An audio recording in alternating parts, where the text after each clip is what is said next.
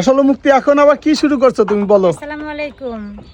এই যে আমাদের কালু সাহেব যা করছিল সেই ঘর তো ভাঙলাম, আপনারা ভিডিওতে দেখছেন। এই যে সব টিনগুলা পড়ে আছে, তা আবার নতুন করে আমরা কাজ করতেছি, নতুন করে সব বাটাম টাটাম নিয়ে আসছি এবং পুরানটা খুলে মামা এটারে সুন্দর করে করে দেবে, ডলে দিবে। এখন এই যে আমাদের মামুরে দিয়ে কিন্তু আমরা নতুন করে এই ঘরের ফিনিশিংটা দিচ্ছি। শুধু এই ঘর না, এখানে আপনারা যে যে ভালোবাসার যে যে মানুষগুলা ঘরগুলো আমি তৈরি করব সবই ইনশাআল্লাহ মামুর হাতে যাবে। আপনারা যে সাজেশন দিয়েছেন সেই সাজেশন মতনই কাজ করে। আর ওই দেখেন কি পরিমাণ বগ এখানে, বিশ্বাস করবেন না, দেখেন এখানেও কিন্তু সব নতুন করে আবার খুলতে হচ্ছে সব আমাদের। খোলা লাগবে। দেখেন মামু কিন্তু খুলতেছে সবকিছু। এর কাজ দেখে তো আমিও অবাক, দেখেন কি সুন্দর ফিনিশিং কাজটা করতেছে তারা। এখানে চাইলে সে পেঁচাই দিতে পারতো, কিন্তু না, দেশে ছিদ্র করে একবার কিন্তু খোলানো হয়েছে, বুঝেন। এই দেখেন সাইড লাগে না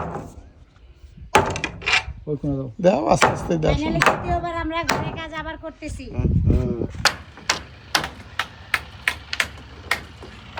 মুক্তি, কেমন লাগতেছে তোমার পালক? তো তুমি তো রৌদ্রপুরে কি আছে রানতে যে মিস্ত্রির জন্য সকালে গেছি না, লাল। সেম কাজটাই করছিলাম। কালু ভাই যখন আমার ঘরটা দেয় উইরা রোদে আপনারা দেখছেন কালো হয়ে গেছি, কিন্তু শান্তি পাই না কেন জানেন, ওর ঘরটাই দিতে পারি না। এখন দেখেন মানে কাজ কাকে বলে সেটা দেখলে বোঝা যায়।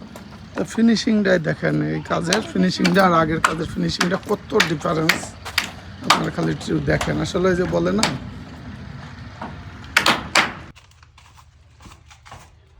জীবনে এই সরো, সরো, সরো, সরো। এই, এই ফুলকপি ভাজি হয়ে গেছে। আমাদের মেহমানদারি দেখেন, এখানে যারা আসবেন তাদের মেহমানদারি গুলা দেখেন। এ ভাই, এর থেকে আর কোনো সুখ আছে মামু? সুখ তো বাবু তোমার মামানি রাতের মধ্যেই